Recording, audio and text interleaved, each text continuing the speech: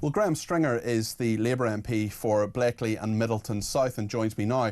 Graham, thank you for your time this afternoon. What do you think of these plans? Because as we read more about them, we're seeing lots of detail. For example, families being financially incentivised to leave. The hard-nosed aspect of this from Sunday seems to have faded away to some degree. What do you think? I never thought it was particularly hard-nosed. I think Shabana Mahmood is trying to deal with a difficult practical problem where people are paying a fortune to come into this country. Only 2% of them have passports, and they are, in my opinion, people coming in that way are cheating the system and shouldn't be granted asylum. And Shabana is trying to tackle that problem.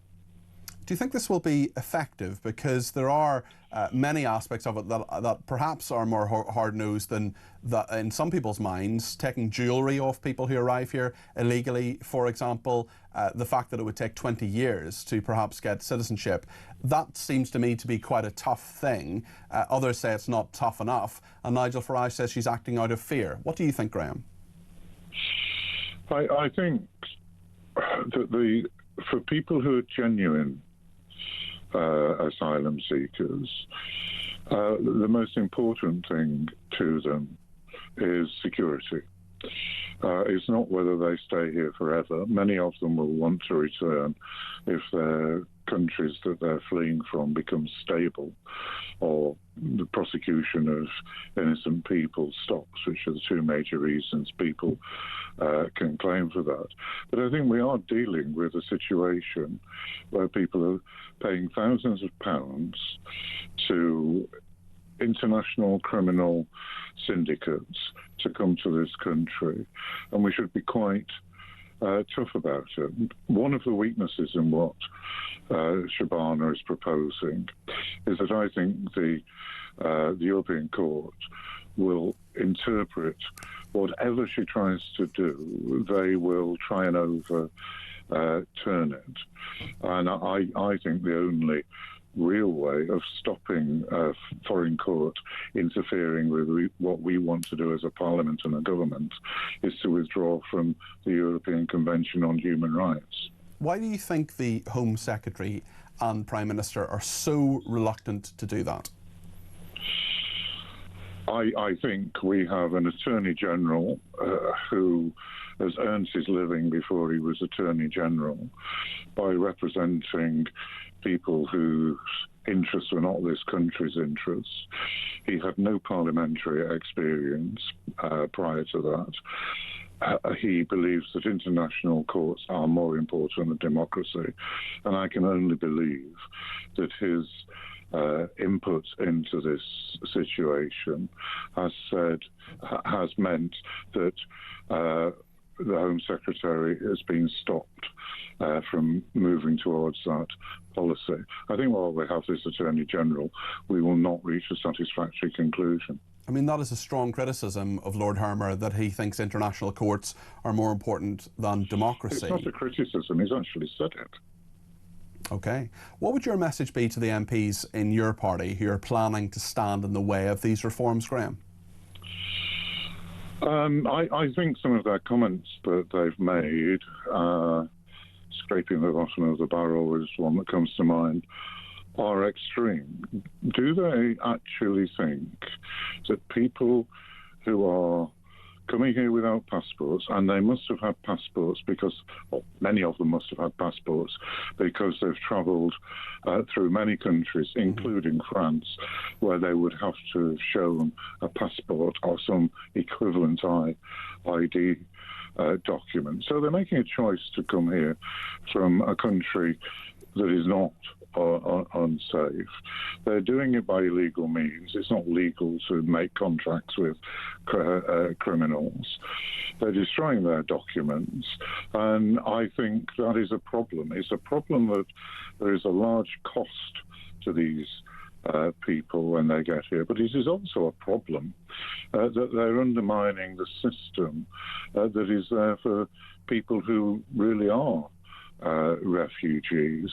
So I would say think about the practical problems, think about what your constituents think about it, because it's clearly one of the top three issues in the public's mind, that this system isn't fair. They hate the idea that people are just turning up in boats and getting housed and given money ahead of many queues for housing that people who are already in this country would like.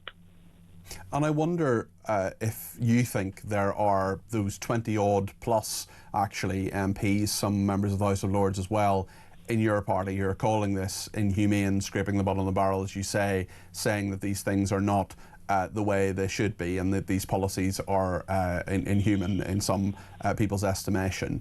Do they get it? Do they understand the public anger out there? Or is there just a strong ideological commitment to essentially open borders? Maybe that's too strong a phrase to put it in. No, I don't think it is too strong. I wouldn't apply that criticism to all the people who don't like this legislation, but there are certainly some of them that believe anybody who wants to come to this country should be allowed to come here.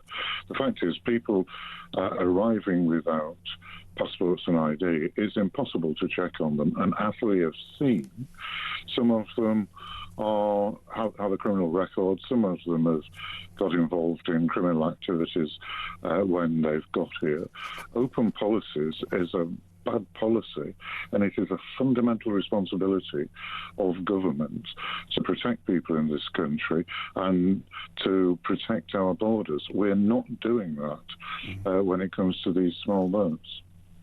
I wonder what you think about the parliamentary maths of this. Do you think that Labour will get this through? Will they have to rely on the Conservatives to help them? Because that would be embarrassing for the Prime Minister. But of course, if the legislation then gets on the statute books, perhaps it's not such a bad thing.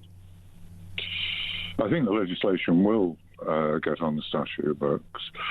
When I went into the chamber yesterday for this statement, I thought that Shabana Mahmood, the Home Secretary, would be in for a really tough time. But the Labour benches were much more supportive across the board than I expected. So I think this will not go through depending on Conservative votes. It will go through, I dare say the Conservatives will vote for it, but it will go through with a Labour majority voting for it. What do you think the reaction of those people from the left of the voting public will be? Could this drive them more towards the Green Party, towards your party, for example? I don't know the answer to that. I do know that whichever way the votes fall when the general election comes, protecting our borders and stopping people who we don't know who they are coming in is the right thing to do. That's the most important thing.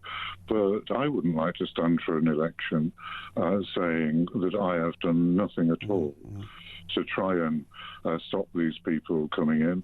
If those people who vote against this want to do that, that's a decision that they will make. But I've no doubt where the electorate in my constituencies stand on it. It gets mentioned to me when I go into Sainsbury's or walk down the street, or people who come to my surgery.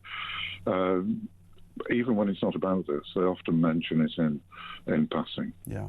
I wonder what you think of, I'm not saying it's right or wrong, but I just wonder what your view is on the Home Secretary talking to Parliament and using the exact words that were used to her in regard to the racist abuse that she has received. She talked about the F word being used, an effing P word is what she was called. Do you think that was the right way to illustrate that? Have you any thoughts on that, Graham? In parliamentary terms, she broke the rules and apologised. I think in terms of giving a vivid account of Shabana's experience as an English woman with a Pakistani background, I think it was very vivid. Yeah. Graham Stringer, thank you very much. That's Graham Stringer there, who is Labour MP for Blackley and Middleton South.